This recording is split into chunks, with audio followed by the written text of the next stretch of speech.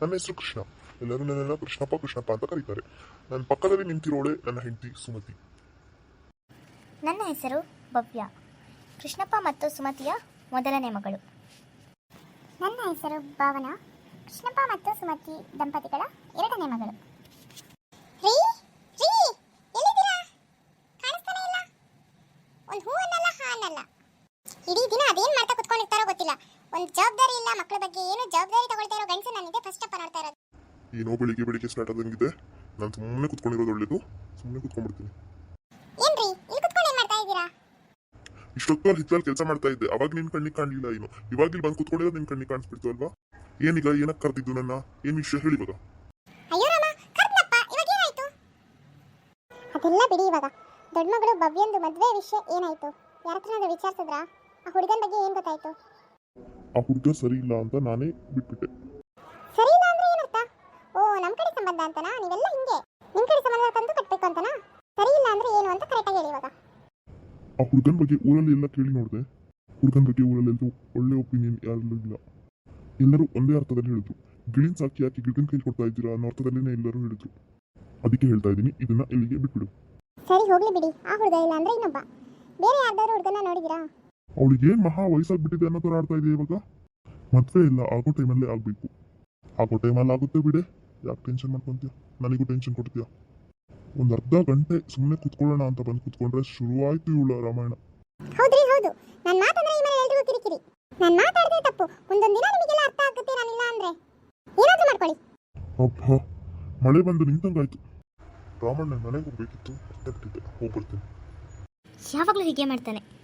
ಎಷ್ಟೊತ್ತಿಗೆ ಬರೋಕ್ಕೆ ಹೇಳಿರೋದು ನಾನು? ಇನ್ನು ಬರೋದಷ್ಟೊತ್ತಿಗೆ ನಂಗೆ ಆಲ್ರೆಡಿ ಲೇಟ್ ಆಗಿದೆ, ಮನೆಗೆ ಹೋಗಬೇಕು. ಅಮ್ಮ ಆಲ್ರೆಡಿ ಕೋಲ್ ಇಟ್ಕೊಂಡು ಕಾಯ್ತಾ ಕೂತ್ಕೊಂಡಿರ್ತಾಳೆ ನನಗೋಸ್ಕರ. ಆಗಲೇ ಬಂದ್ಬಿಟ್ಟಿದ್ದೆ ನನ್ನ ಜಿಂಕೆ ಮರಿ. ಕೋಪದಲ್ಲಿದ್ದಂಗಿದೆ. ನಂದೇ ತಪ್ಪು. ಹೋಗಿ ಕಾಂಪ್ರೋ ಹೋಗ್ಬಿಡ್ತೀನಿ. ಎಷ್ಟು ಸಲ ಲೇಟಾಗಿ ಹೋಗಬಾರ್ದು ಅಂತ ಅಂದ್ಕೊಂಡಿರ್ತೀನಿ, ಅದಾಗೇ ಬಿಡುತ್ತೆ. ಇರಲಿ. ಏನು ಮೇಡಮ್, ಇವತ್ತು ತುಂಬ ಬೇಗ ಬಂದಂಗಿದೆ. ಯಾಕೋ ತುಂಬ ಖುಷಿಯಾಗಿದ್ದಂಗಿದೆ. ಏನು ವಿಷಯ? ಏನು ನಾನು ಖುಷಿಯಾಗಿದ್ದಂಗಿದೆಯಾ ನಿಮಗೆ? ಎಷ್ಟೊತ್ತಿಗೆ ಬರೋಕ್ಕೆ ಹೇಳಿರೋದು ನಾನು? ನೀವು ಬಂದಿರೋದು ಎಷ್ಟೊತ್ತಿಗೆ? ಸ್ವಲ್ಪನಾದರೂ ಟೈಮ್ ಸೆನ್ಸ್ ಇದೆಯಾ ನಿಮಗೆ? ಆಯಿತು ಆಯಿತು ಆಯಿತು, ಕೋಪ ಮಾಡ್ಕೋಬೇಡ. ಸ್ವಲ್ಪ ಕೆಲಸ ಇತ್ತು, ನೀನು ಅರ್ಥ ಮಾಡ್ಕೋಬೇಕಲ್ವಾ? ಸರಿ ಕುತ್ಕೊಳ್ಳಿ. ಅರ್ಥ ಮಾಡ್ಕೊಂಡಿರೋದಕ್ಕೆ ಕುತ್ಕೊಂಡಿರೋದಿನ್ನು. ಸರಿ, ಅದೆಲ್ಲ ಬಿಡು. ಏನೋ ಇಂಪಾರ್ಟೆಂಟ್ ವಿಷಯ ಅಂತ ಹೇಳಿದ್ದೀರಾ. ಏನು ವಿಷಯ ಹೇಳು? ಏನು ಅಂತ ಮಾತಾಡಲಿ? ಎಲ್ಲ ನಿಮಗೆ ಗೊತ್ತಿದೆಯಲ್ಲ. ನಮ್ಮ ವಿಷಯ ನಿಮ್ಮ ಮನೇಲಿ ಯಾವಾಗ ಮಾತಾಡ್ತೀರಾ? ನಮ್ಮ ಮನೇಲಂತೂ ಮದುವೆ ವಿಷಯಕ್ಕೆ ನಮ್ಮ ಅಪ್ಪ ಅಮ್ಮನ ಮಧ್ಯೆ ದಿನ ಜಗಳ ಆಗ್ತಾ ಇದೆ. ನೀವು ಯಾಕೆ ಇಷ್ಟೊಂದು ಟೈಮ್ ತಗೊತಾ ಇದ್ದೀರಾ ಅಂತ ನಂಗೆ ಗೊತ್ತಾಗ್ತಾ ಇಲ್ಲ. ಪ್ಲೀಸ್ ಪ್ರಕಾಶ್, ಆದಷ್ಟು ಬೇಗ ಮನೇಲಿ ಮಾತಾಡಿ. ನನಗಂತೂ ದಿನಕ್ಕೊಂದು ಆ ಗಂಡು ಈ ಗಂಡು ಈ ಗಂಡು ಆ ಗಂಡು ಅಂತ ತೋರಿಸ್ತಾನೆ ಇರ್ತಾರೆ. ನನಗೂ ಸಾಕ ಹೋಗಿದೆ ರಿಜೆಕ್ಟ್ ಮಾಡಿ ಮಾಡಿ. ಪ್ಲೀಸ್, ನನಗಿನ್ನೂ ಕಾಯೋದಕ್ಕಾಗೋದಿಲ್ಲ. ಪ್ಲೀಸ್ ಮನೇಲಿ ಬಂದು ಮಾತಾಡಿ. ಹೌದು ಭವ್ಯ, ನಂಗೆ ಅರ್ಥ ಆಗುತ್ತೆ. ಆದರೆ ಏನು ಮಾಡೋದು? ನಿನಗೆ ಗೊತ್ತು ನಾನು ಯಾಕೆ ಡಿಲೇ ಮಾಡ್ತಾ ಇದ್ದೀನಿ ಅಂತ. ನಮ್ಮಿಬ್ಬರು ಕ್ಯಾಸ್ಟ್ ಬೇರೆ. ಸರಿ, ನಿಮ್ಮ ಮನೇಲಿ ನೀವು ಮಾತಾಡು, ನಮ್ಮ ಮನೇಲಿ ನಾನು ಮಾತಾಡ್ತೀನಿ. ಒಪ್ಪಿದ್ರೆ ಓಕೆ, ಒಪ್ಪಿಲ್ಲ ಅಂದರೆ ಆಮೇಲೆ ಕೂತ್ಕೊಂಡು ಯೋಚನೆ ಮಾಡೋಣ. ಸರಿ, ಅದೆಲ್ಲ ಬಿಡು. ಏನಾದ್ರು ತಿಂದ್ಯಾ? ಇಲ್ಲ, ನಿಮಗೆ ಕಾಯ್ತಾ ಕೂತ್ಕೊಂಡಿದ್ದೆ. ಸರಿ, ಆರ್ಡರ್ ಮಾಡು. ತಿಂದು ಮನೆಗೆ ಹೋಗಿ ಏನು ಮಾಡಬೇಕು ಅನ್ನೋದನ್ನು ಡಿಸೈಡ್ ಮಾಡೋಣ. ಇವಾಗ ಆಲ್ರೆಡಿ ಡಿಸೈಡ್ ಮಾಡ್ದಂಗೆ ಮಾತಾಡೋಣ. ಒಪ್ಪಿದ್ರೆ ಓಕೆ, ಒಪ್ಪಿಲ್ಲ ಅಂದರೆ ನೋಡೋಣ. ಈಗಲಾದರೂ ಸ್ವಲ್ಪನಾದರೂ ಸ್ಮೈಲ್ ಮಾಡು. ಸಾಕಾ ನಿಮ್ದೊಳ್ಳೆ ಕತೆ. ಮಕ್ಕಳು ಇಷ್ಟೊತ್ತಾರು ಮನೆ ಬಂದಿಲ್ಲ. ಈ ಗಂಡಸಿಗೆ ಏನಾದ್ರು ಜವಾಬ್ದಾರಿ ಇದೆಯಾ? ಹೇಗೆ ಕುತ್ಕೊಂಡಿದ್ದಾರೆ ನೋಡು. ಅಬ್ಬಾ, ಭಯನೇ ಪಟ್ಬಿಟ್ಟೆ ನಾನು. ಯಾಕೆ, ಏನಾಯ್ತು? ಮಗಳು ಇಷ್ಟೊತ್ತಾರು ಮನೆ ಬಂದಿಲ್ಲ. ನಿಮಗೆ ಏನಾದ್ರು ಸ್ವಲ್ಪ ಜವಾಬ್ದಾರಿ ಇದೆಯಾ? ಕಾಲ್ ಮಾಡಿದ್ರೆ ಕಾಲ್ ರಿಸೀವ್ ಮಾಡ್ತಾ ಇಲ್ಲ. ಎಲ್ಲಿದ್ದಾಳೆ ಅಂತ ನೋಡೋದು. ಹುಡುಗನ ಜವಾಬ್ದಾರಿ ಇಲ್ಲ, ಈ ಕಡೆ ಮನೆ ಗಂಡಸಿಗನ ಜವಾಬ್ದಾರಿ ಇಲ್ಲ. ನಾನೊಬ್ಳೆ ಏನು ಅಂತ ಒದ್ದಾಡ್ಲಿ? ಸಮಾಧಾನ ಸಮಾಧಾನ. ನಂಗಾಗಲೇ ನನ್ನ ಮಗಳು ಕಾಲ್ ಮಾಡಿದ್ದಾಳೆ. ಅಲ್ಲಿ ಸಿಟಿ ಹತ್ರ ಬಸ್ಗೆಟ್ ಹೋಗಿ ಇನ್ನೊಂದು ಬಸ್ಸಲ್ಲಿ ಅರೇಂಜ್ ಮಾಡ್ಕೊಂಡು ಬರ್ತಾ ಇದ್ದಾಳೆ. ಮನೆ ಹತ್ರ ಬರ್ಬೇಕಾದ್ರೆ ಕಾಲ್ ಮಾಡ್ತೀನಿ ಅಂತ ಹೇಳಿದಾಳೆ. ಅವಾಗ ಹೋಗಿ ಕರ್ಕೊಂಬರ್ತೀನಿ, ಆಯ್ತಾ? ಬಸ್ ಸ್ಟಾಪಿಂದನೇ ಕರ್ಕೊಂಬರ್ತೀನಿ ಮಾರೈತಿ. ಸಮಾಧಾನವಾಗಿರು. ಹೌದಾ? ಇದರ ಮೊದಲೇ ಹೇಳ್ಬೋದಿತ್ತಲ್ಲ. ನನ್ನ ಡಿಪಿ 601 ಆಗೋದಾದ್ರೆ ತಪ್ಪಿತ್ತು. ಇರ್ಲಿ ಇರ್ಲಿ, ಅವಳು ಫಸ್ಟ್ ಮನೆಗೆ ಬರಲಿ, ಆಮೇಲೆ ವಿಚಾರಿಸ್ಕೊಂತೀನಿ ನಿಮ್ಮಿಬ್ರನ್ನು. ಅಪ್ಪ, ಇದೇನಮ್ಮ, ಬಸ್ ಸ್ಟಾಪಿಗೆ ಬರ್ತಾ ಇದ್ದಾಗಲೇ ಕಾಲ್ ಮಾಡ್ತೀನಿ ಅಂತ ಹೇಳಿದ್ದೆ. ಮನೆವರೆಗೂ ನಡ್ಕೊಂಡೇ ಬಂದಿದ್ಯಾ ಅನ್ಸುತ್ತೆ. ಹೌದು ಅಪ್ಪ, ಆದರೆ ಕಾಲ್ ಮಾಡೋಕ್ಕೆ ನನ್ನ ಮೊಬೈಲಲ್ಲಿ ಚಾರ್ಜ್ ಖಾಲಿ ಆಗೋಯ್ತು. ಅದಕ್ಕೇ ನಡ್ಕೊಂಡು ಬರಬೇಕಾಯ್ತು ನನಗೆ. ಹೋಗ್ಲಿ ಬಿಡು. ನಿನ್ನಮ್ಮ ಇವಾಗ ಫುಲ್ ಗರಮ್ ಆಗಿದ್ದಾಳೆ. ಅವಳೇನೇ ಹೇಳಿದ್ರು ಏನು ಬೇಜಾರು ಮಾಡ್ಕೋಬೇಡ, ಆಯ್ತಾ? ಇರು ಅಮ್ಮನ್ ಕರಿತೀನಿ. ಸುಮತಿ, ಸುಮತಿ, ಮಗಳು ಮಗಳು ಅಂತ ಹೇಳ್ತಾ ಇದೆಯಲ್ಲ, ಮಗಳು ಬಂದಿದ್ದಾಳೆ ನೋಡು. ಬಂದ್ಲಾ? ಬಂದೆ ಇರಿ. ಏನು ಇವಾಗ ನೆನ್ಪಾಯ್ತಾ ಮನೆ ದಾರಿ? ಅಮ್ಮ, ನಾನು ಅವಾಗಲೇ ಅಪ್ಪನಿಗೆ ಕಾಲ್ ಮಾಡಿ ಎಲ್ಲ ಹೇಳಿದ್ದೀನಿ. ಬೇಕಾದ್ರೆ ಅಪ್ಪನ್ನೇ ಕೇಳು. ಹಾ, ಹೇಳಿದ್ನಲ್ಲ ನಿಂಗೆ ನಾನು. ಹಾ ಹೇಳಿದ್ರಿ. ಇತ್ತೀಚೆಗೆ ಅವ್ರದ್ದು ಫ್ರೆಂಡ್ಸ್ ಮೀಟ್ ಮಾಡ್ಕೊಂಡು ಬರೋದು ಜಾಸ್ತಿ ಆಗಿದೆ. ಏನು ಇತ್ತೀಚೆಗೆ ಸುತ್ತಾಟ ಜಾಸ್ತಿ ಆಗಿದೆ ನಿಂದು. ಎಲ್ಲ ಕಡಿಮೆ ಮಾಡು. ಮದುವೆ ಮಾಡ್ತಾ ಇದೀವಿ ನಿಂಗೆ, ಗೊತ್ತಾಯ್ತಾ? ಅಮ್ಮ, ಅದ್ರ ಬಗ್ಗೆನೇ ನಾನು ನಿಮ್ಮ ಹತ್ರ ಸ್ವಲ್ಪ ಮಾತಾಡಬೇಕು. ಆಮೇಲೆ ಆರಾಮಾಗಿ ಕುತ್ಕೊಂಡು ಮಾತಾಡುವಂತೆಮ್ಮ.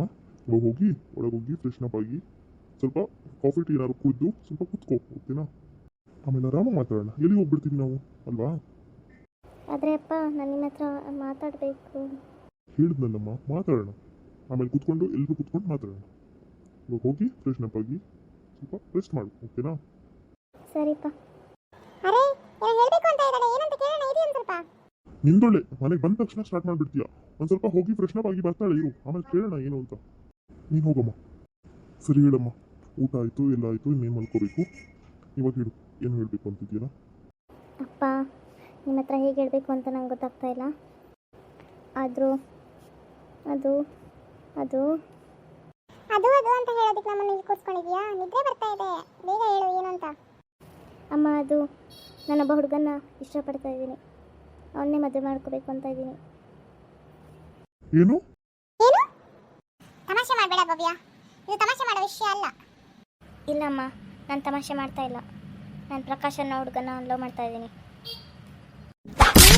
ಏನು ಮಾಡ್ತಾ ಇದೀಯಾ? ಬಾಯಿಲಿ ಸುಮ್ಮನೆ ಕೂತ್ಕೊ, ಹೇಳ್ತಿಲ್ಲ ಕೂತು. ಏನ್ರಿ ಸುಮ್ಮನೆ ಕೂರೋದು? ಹಾ, ಮನೆ ಮರ್ಯಾದೆನ ತೆಗೆದಲ್ಲ, ಹೇಗ್ರಿ ತಲೆ ಇಟ್ಕೊಂಡು ಓಡಾಡೋದು? ಇಂಥ ಮಕ್ಕಳು ಹುಟ್ಟಿದ್ರಷ್ಟು ಬಿಟ್ರಷ್ಟು. ಅಯ್ಯೋ, ಎಲ್ಲ ಹಾಳಾಗೋಯ್ತು. ಇಷ್ಟು ವರ್ಷ ಕಾಪಾಡ್ಕೊ ಬಂದಿರೋ ಮರ್ಯಾದೆ ಎಲ್ಲ ನುಚ್ಚು ನೂರಾಯ್ತು. ಯಾಕೆ ನನ್ನ ಹೊಟ್ಟೆಲ್ ಹುಟ್ಟೆ ನೀನು ಈ ಥರ ಕಾಟ ಕೊಡೋದಕ್ಕೆ?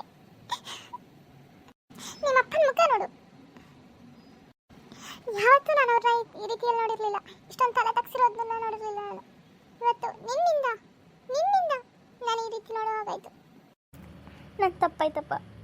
ಆದರೆ ನಾನು ಅವನು ತುಂಬ ಇಷ್ಟಪಡ್ತೀನಿ. ಅವನ್ನೇ ಮದುವೆ ಮಾಡ್ಕೋಬೇಕು ಅಂತ ಅಂದ್ಕೊಂಡಿದ್ದೀನಿ. ಪ್ಲೀಸ್ ಅಪ್ಪ, ಪ್ಲೀಸ್ ಅಮ್ಮ. ಆಯ್ತು, ಎಲ್ಲ ಮುಗಿದೋಯ್ತು. ಮಗಳೇ, ನನಗೆ ಈ ವಿಷಯದ ಬಗ್ಗೆ ಅನುಮಾನ ಇತ್ತು. ಏಕೆಂದರೆ ನನ್ನ ಗೆಳೆಯ ಇವತ್ತು ನಿನ್ನನ್ನು ಒಂದು ಹುಡುಗನ ಜೊತೆ ಕೆಫೆಟೇರಿಯಾದಲ್ಲಿ ನೋಡಿರೋದನ್ನ ಬಂದು ನನ್ನ ಹತ್ರ ಬಂದು ಹೇಳಿದಾಗ ನಾನು ಅವನಿಗೆ ಬೈದೆ. ಒಬ್ಬ ಫ್ರೆಂಡ್ ಜೊತೆ ಕೂತ್ಕೊಂಡು ಮಾತಾಡ್ತಾ ಇದ್ರೆ ನೀವೇನಕ್ಕೆ ಕತೆ ಕಟ್ತಾ ಇದ್ದೀರಾ ಈ ಥರ ಇಲ್ಲ ಅಂತ. ಆದರೆ ಅದೇ ನಿಜ ಆಗೋಯ್ತು. ಅದಕ್ಕೇನೆ ನಾನು ಆಗಲೇ ಮಾತಾಡಬೇಕಾಗಿರೋ ವಿಷಯನ ಇವಾಗ ಮಾತಾಡೋದಕ್ಕೋಸ್ಕರ ಒಪ್ಪಿಸಿದೆ. ಏನು, ನಿಮಗೆ ಈ ವಿಷಯದ ಬಗ್ಗೆ ಅನುಮಾನ ಇತ್ತಾ? ಯಾಕ್ರಿ ಇದನ್ನ ನನ್ನ ಹತ್ರ ಹೇಳಿಲ್ಲ? ಹೇಳಿದ್ರೆ ಏನು ಮಾಡ್ತಾ ಇದ್ದೆ ನೀನು? ಇದೇ ಥರ ಹೊಡೆದು ಕಿರ್ಚಾಡಿ ರಂಪ ಮಾಡ್ತಾ ಇದ್ದೆ. ಅದು ಬಿಟ್ಟರೆ ಬೇರೆ ಏನು ಮಾಡೋಕ್ಕಾಗ್ತಿತ್ತು ನಿನ್ನ ಕೈಯಲ್ಲಿ? ಮಗಳೇ, ಅದು ನಂಗೆ ಒಂದೇ ಒಂದು ಬೇಜಾರಮ್ಮ. ಈ ಮಾತು ನಿನ್ನ ಬಾಯಲ್ಲಿ ಕೇಳೋದಕ್ಕೆ ಮುಂಚೆ ನಾನು ಬೇರೆ ಎಲ್ಲರ ಹತ್ರ ಕೇಳ್ಕೊಂಡ್ಬಂದೆ ಅನ್ನೋದು. ಸಾರಿ ಅಪ್ಪ, ನನ್ನ ತಪ್ಪಾಯಿತು. ನಾನು ಮೊದಲೇ ಹೇಳಬೇಕಿತ್ತು ನಿಮ್ಮ ಹತ್ರ. ನಾನು ಭಯ ಪಡ್ಕೊಂಡ್ಬಿಟ್ಟೆ ಅಪ್ಪ. ಸರಿ, ಆ ಹುಡುಗ ಏನು ಕೆಲಸ ಮಾಡ್ತಾ ಇದ್ದಾನಮ್ಮ? ಏನ್ರಿ ಸರಿ? ಏನು ಸರಿ? ನೀವು ಅವ್ರ ತಾಳ ಕುಣಿತಾ ಇದ್ದೀರಾ? ಸುಮತಿ, ಸ್ವಲ್ಪ ತಾಳ್ಮೆಯಿಂದ ಇರು. ಇದನ್ನ ಬೈದು ಹೊಡೆದಾಡಿ ಸಾಲ್ವ್ ಮಾಡ್ಕೊಳ್ಳೋಂಥದ್ದಲ್ಲ ಇದು. ಅಪ್ಪ, ಅವನು ಬಿಸ್ನೆಸ್ ಮಾಡ್ತಾ ಇದ್ದಾನೆ ಅಪ್ಪ. ಅವನೇನು ಸಾಧಾರಣ ವ್ಯಕ್ತಿ ಏನಲ್ಲ. ಅವನಿಗೂ ನನ್ನ ಬಿಟ್ಟರೆ 1000 ಜನ ಹುಡುಗಿರು ಸಿಗ್ತಾರೆ. ಆದರೆ ಅವನು ನಾನೇ ಬೇಕು ಅಂತ ಇಲ್ಲಿವರೆಗೂ ಕಾಯ್ತಾ ಕೂತ್ಕೊಂಡಿದ್ದಾನೆ ಅಪ್ಪ. ಪ್ಲೀಸ್, ನಮ್ಮಿಬ್ಬರನ್ನು ದೂರ ಮಾಡಬೇಡಿ. ಪ್ಲೀಸ್ ಅಪ್ಪ, ಈ ಮದುವೆಗೆ ಒಪ್ಕೊಳ್ಳಿ ಪ್ಲೀಸ್. ಏನ್ರಿ ಹೇಳ್ತಾ ಇದ್ದಾಳೆ ಅವಳು? ಇಲ್ಲೇನಾಗ್ತಾ ಇದೆ? ನಂಗೇನು ಅರ್ಥ